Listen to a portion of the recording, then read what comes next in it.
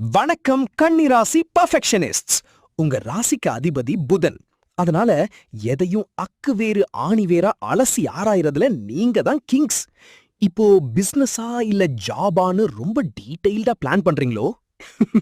நீங்க ஒரு வேலைய ஆரம்பிச்சா அதுல சின்ன தப்பு கூட இருக்கக்கூடாதுன்னு நினைப்பீங்க.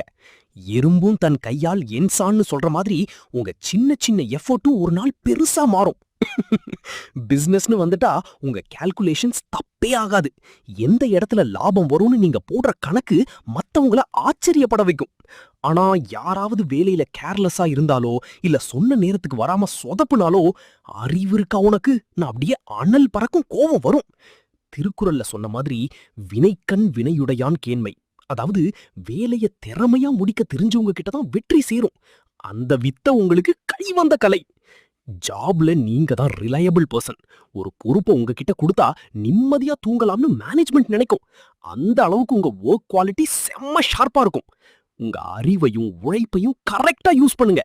சக்சஸ் உங்க காலடியில தான். Subscribe and share like.